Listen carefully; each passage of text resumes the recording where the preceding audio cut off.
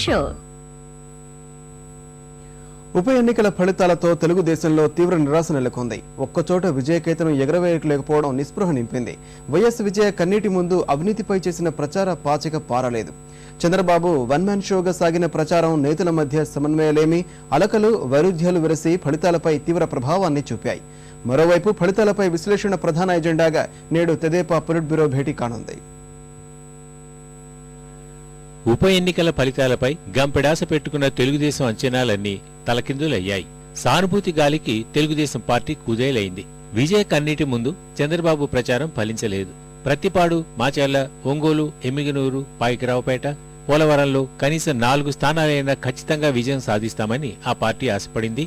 అయితే ఒక్కచోట కూడా గెలుపు సాధించలేకపోయింది. సానుభూతి తెలుగుదేశం ఓటమికి ప్రధాన కారణం కాగా, పార్టీ నేతల మధ్య సమన్వయలేమి, అలకలు, వైరుధ్యాలు మరో కారణంగా తెలుస్తోంది. పార్టీ కష్టకాలంలో ఉన్న సమయంలో కూడా నేతల మధ్య కీచులాటలు ఆగలేదు. పార్టీ కోసం కలిసికట్టుగా పనిచేయలేదు.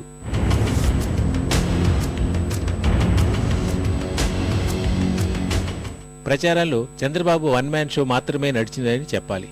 ఓవైపు కాంగ్రెస్లో ఎప్పుడూ కత్తులు దూసుకునే నేతలు కూడా ఒక్కతాటిపైకి వచ్చి ప్రచారం చేపట్టినా తెలుగుదేశం పార్టీలో మాత్రం ఆ పరిస్థితి కనిపించలేదు.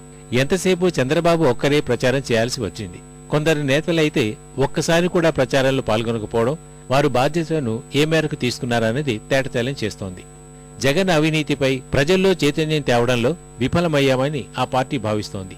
ఇదంతా ఓ ఎత్తైతే, అధ్వాన స్థితిలో ఉందనుకున్న కాంగ్రెస్ 2 సీట్లు గెలవడాన్ని తెలుగుదేశం పార్టీ జీర్ణించుకోలేకపోతోంది. తెలుగుదేశం పార్టీని ఎలాగైనా భూస్థాపితం చేయాలనే లక్ష్యంతో కాంగ్రెస్, జగన్ కుమ్మక్కై పనిచేయడం వల్లే ఈ ఫలితాలు వచ్చాయని ఆ పార్టీ విశ్లేషిస్తోంది. కాంగ్రెస్, వైఎస్ఆర్ కాంగ్రెస్ అన్నదమ్ముల్లాగా ఈ ఎన్నికల్లో పనిచేసినాయి. చాలా చోట్ల వ్యూహాత్మకంగా వైఎస్ఆర్ కాంగ్రెస్ పార్టీకి కాంగ్రెస్ పార్టీ అభ్యర్థులు సహకరించారు. ఏదైనా సరే ఎన్నికల ఫలితాలని విశ్లేషించుకుంటాం. గ్రామ స్థాయిలో ప్రభుత్వ వైఫల్యాల్ని, వైఎస్ఆర్ కాంగ్రెస్ అవినీతిని, జరిగిన 1,00,000 కోట్ల దోపిడీని, ఏదైతే క్యాన్సిల్ చేయాల్సిన 26 జీవోలు కానీ, జైలుకి వెళ్లాల్సిన మంత్రులు కానీ, రాజశేఖర రెడ్డి ఆత్మ కేవీపీ రామచంద్రరావు కానీ, ఇవన్నీ కూడా ప్రజల్లో తీసుకెళ్లాల్సిన బాధ్యత ఉంది. ప్రభుత్వ వ్యతిరేక ఓటును ప్రధాన ప్రతిపక్షంగా చేజిక్కించుకోలేకపోవడం కూడా ఆందోళనకు గురి చేస్తోంది. ప్రతి ఎన్నికల్లోనూ తెలుగుదేశం పార్టీని ఆదుకునే తటస్థులు ఈసారి ఓటు వేసిన దాఖలాలు లేవని కూడా పార్టీ విశ్లేషించింది.